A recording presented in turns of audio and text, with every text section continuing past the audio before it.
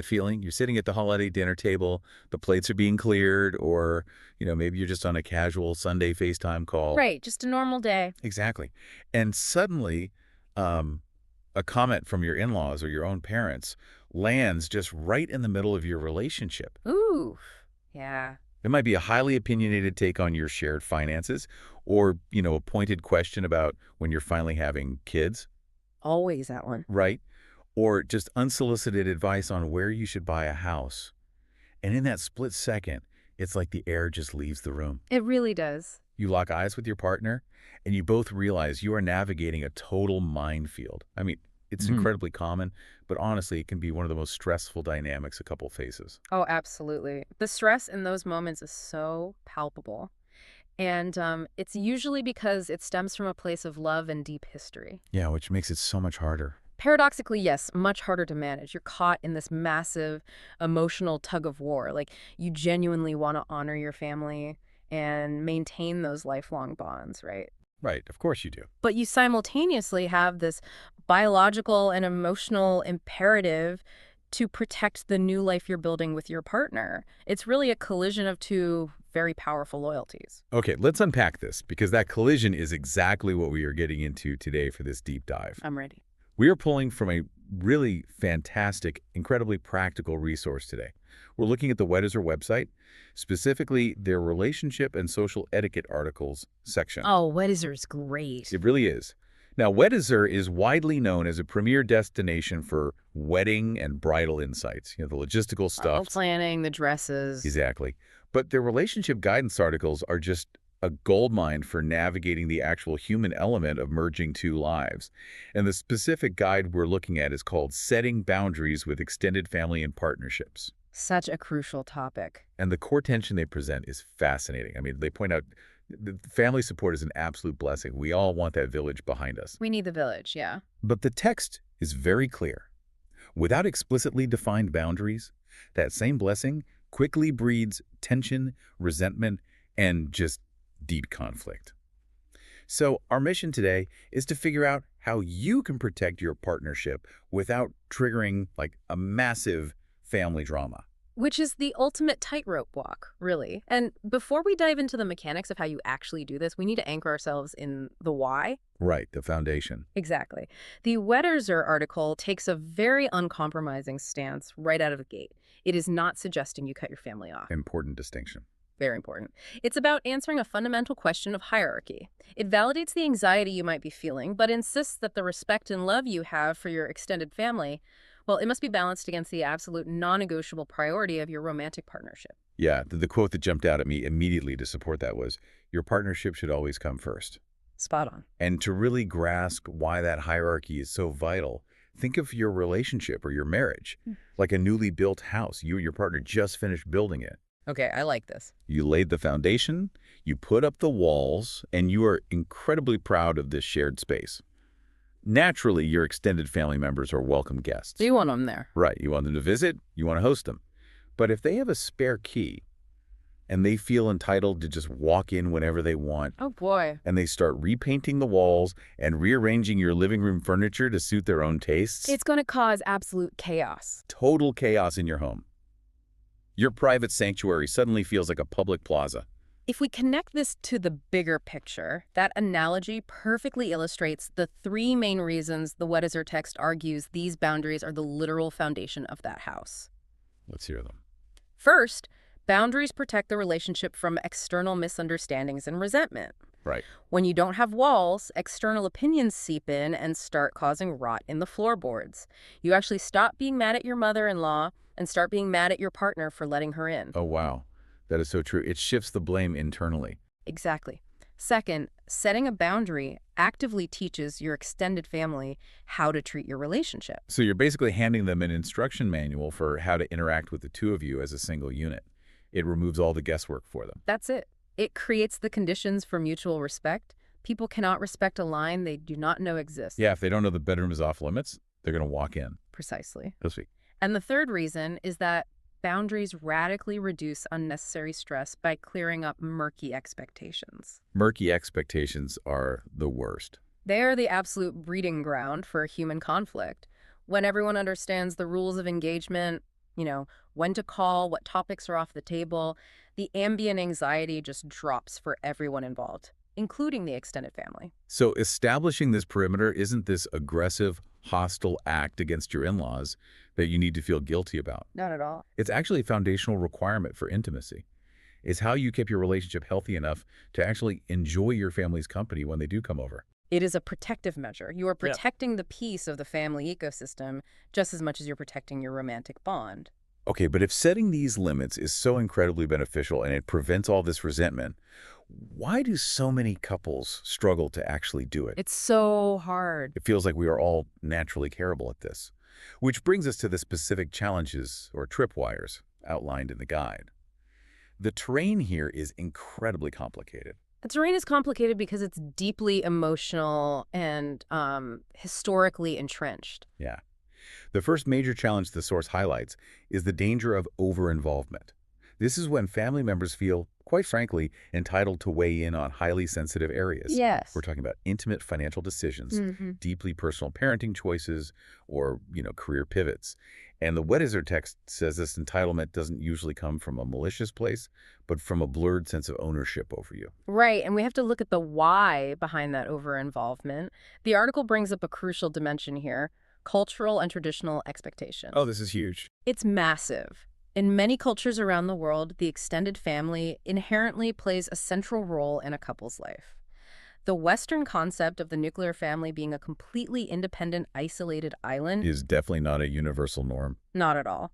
Historically, human beings survived in tribes, in multi-generational enclaves, where resources and decisions were shared for the survival of the group. So when your parents are demanding to know your salary or why you bought a certain car, you aren't just fighting a nosy relative. No. You're pushing up against centuries of ingrained cultural tradition that says your business is their business. And that is an incredibly heavy psychological lift.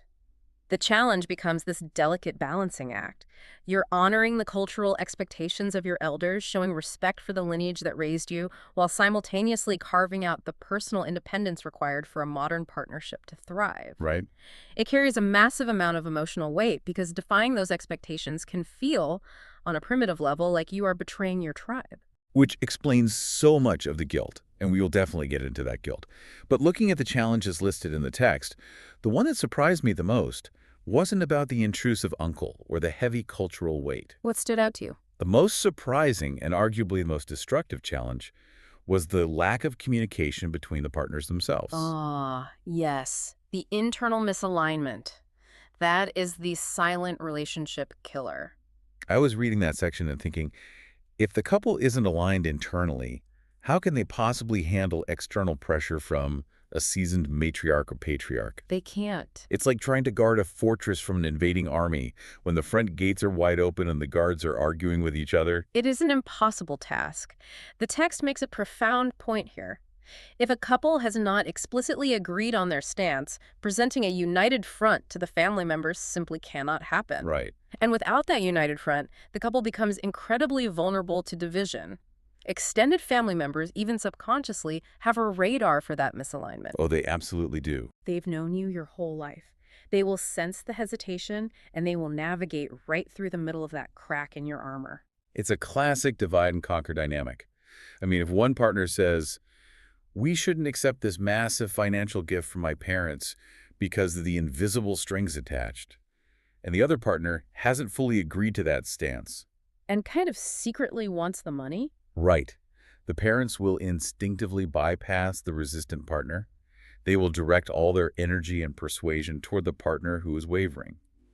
The internal misalignment renders the external boundary completely useless. Because the boundary isn't real yet. The real work of boundary setting actually begins in your own living room long before you ever pick up the phone to call your parents. Which takes us right into the Weddizer Guide's actionable advice.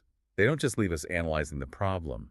They provide a very clear framework for how a couple can actually build a functional boundary system. Let's go through it.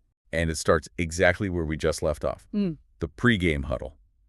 Before you even think about addressing the extended family, You and your partner must communicate openly with each other. Crucial step. You have to lay everything out on the table, your comfort levels, your unwritten expectations, and your absolute deal breakers. And the timing of this internal conversation is critical, too. You have to do this during a time of peace. Not mid-fight. Exactly. You cannot forge this alignment in the car ride home right after a frustrating holiday dinner when your nervous system is completely dysregulated. You have to sit down on a random Tuesday, pour a cup of coffee, and objectively discuss where the lines need to be drawn. Get on the exact same page. So Yeah. once you have forged that unity, the next phase is to define your limits clearly. The force is very specific about clarity. You need to identify the exact, tangible areas where boundaries are required. What kind of areas do they list? They list very practical examples, like the level of privacy expected in your home, who gets a say in financial decisions, the boundaries around parenting and discipline choices, and quite literally how much physical time is actually spent with the extended family. The mechanism of clarity here is what makes it work. Saying, we want more privacy is just a vague wish. It's unenforceable. Right. Saying, we need family to text and get confirmation before dropping by our house is a clear, actionable limit. Clear definitions prevent the family from exploiting loopholes. So you have your highly specific limits. Yeah. The next phase is the actual communication of those limits to the family. And the text emphasizes being respectful but firm, and crucially, avoiding any blame or criticism. Very important. You aren't attacking their past behavior. You're establishing the new rules moving forward. And they provide this exact script, which I think is an absolute masterclass in diplomacy. Listen to this. We appreciate your concern, but we prefer to handle this decision ourselves. Wow. It is a brilliant piece of psychological judo. It validates their emotion and their intent. We appreciate your concern, which immediately lowers their defenses.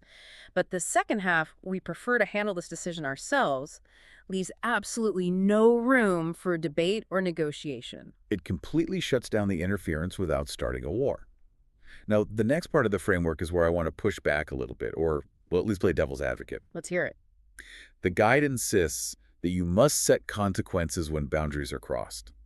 The golden rule in the text is that boundaries without consequences are merely suggestions, and they are almost always ignored. That is a fundamental truth of human behavior. If there is no cost to crossing the line does not exist. I understand the logic, but doesn't setting consequences run the massive risk of treating your parents or your in-laws like toddlers? Like, if you do this, you get a timeout. Right, I see what you mean. That feels incredibly patronizing and like a guaranteed recipe for a blowout argument. What's fascinating here is that we often conflate consequences with punishments, and they are completely different psychological tools. Okay, how so? A punishment is designed to make someone feel bad for a transgression. It's punitive, it's emotional, and it's usually delivered with anger. A consequence, in the context of healthy boundary setting, is simply a logical, emotionless follow-through designed to protect your own limits. Okay, so how does that actually play out in real life? Walk me through the difference. Let's use the drop-in visitor example. Your boundary is, please do not drop by the house unannounced. Yep. A punishment would be ripping open the front door, scolding your mother-in-law on the porch, making a huge scene, and demanding an apology. You're trying to control and punish her behavior. Which is going to be a disaster. Right. But a consequence is entirely focused on your own environment. You open the door, you stay calm, and you say, we aren't prepared for visitors right now, so we can't let you in. Let's schedule a time for next week. And then you close the door. Okay. You aren't trying to change their personality or teach them a moral lesson. You're quite literally just enforcing the perimeter of your own house. You're controlling your own access. Exactly. And that naturally requires you to relentlessly prioritize your partnership. You must consistently present that united front. Because when the extended family sees that both partners are completely aligned and that you will calmly and consistently enforce that consequence without getting drawn into a screaming match. They realize you're serious? Yes. They quickly realize the boundaries are real. They realize the door is actually locked. And eventually, they adapt to the new reality. So having this framework, this sequence of preparation and clear communication, is great in theory.